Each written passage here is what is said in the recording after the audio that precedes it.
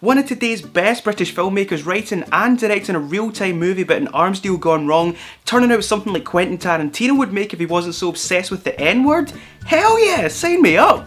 Free Fire is the latest film from director Ben Wheatley, which he wrote alongside his wife Amy Jump. It's set entirely inside an abandoned warehouse in 1970s Boston, and it begins with an arms deal between the IRA and a South African gunrunner. But a pre-existing grudge between two of those present leads to the whole deal breaking down and an epic shootout taking place.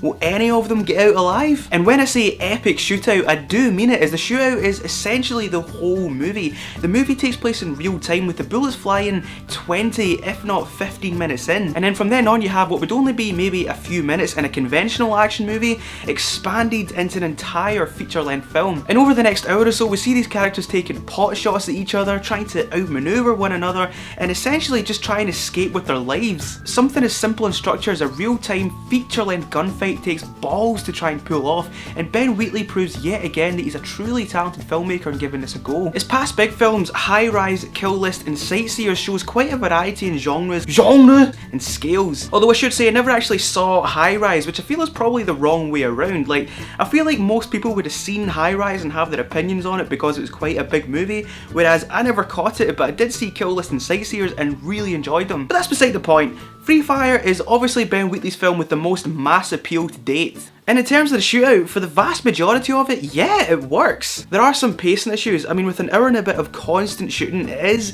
inevitably going to sag in the middle a little bit, but it was definitely not overly noticeable or frustrating. I also personally think an early establishing aerial shot would be nice, as it was sometimes confusing who was shooting at who or where certain characters were in relation to the others. Because I mean, not to be racist or anything, but all these concrete blocks look the same to me. But maybe that's a budget or simply a location issue, and even without it the movie still flows. It's very well edited, and there must have been a lot of hard work gone into keeping things like eyeline and continuity in check. Something that I really liked about this is the bullets do real damage. It's not like other action films where the hero gets shot and then just keeps on going like it's nothing. In Free Fire, if a character gets shot in the leg, they're on their belly for the rest of the movie. There's only one phone in the building, you've got characters crawling towards it to be the first to phone in backup, because obviously this is the 70s and you can't just tweet out, getting shot, lol, hashtag save me. But they're crawling, dragging themselves towards it even, moving literally as slow as a human can possibly move,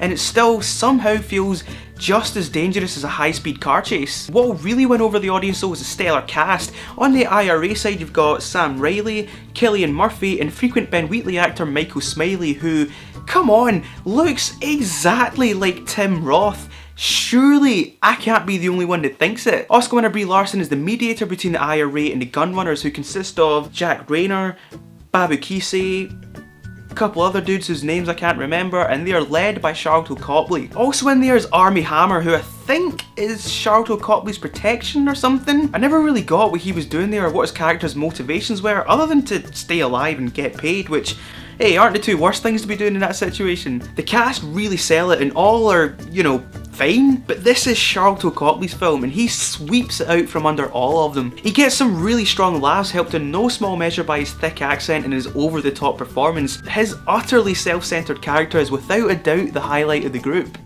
Overall, Free Fire is an enjoyably raucous action B-movie, but if an hour or so shootout doesn't sound like your kind of thing, there's not much else to it. I do like something a bit different from the norm, but I think when almost the entirety of the movie is shooting, they should have either spent a bit more time with these characters at the beginning to know what they're about, or shaved about 10 minutes or so off the middle. But other than that, it's really fun and a good one to enjoy with your mates, so I'm giving Free Fire 4 popcorns. Thanks very much for watching my review of Free Fire. If you enjoyed it, don't forget to hit that thumbs up button. And if you're new here, please consider subscribing. For a Brie Larson double bill, you can click that box right there to see my review of Kong Skull Island. Or you can click the other box to see my latest video. If you could do me a favour and share this with a friend, that would be a massive help. But again, thank you very much for watching and I'll see you next time.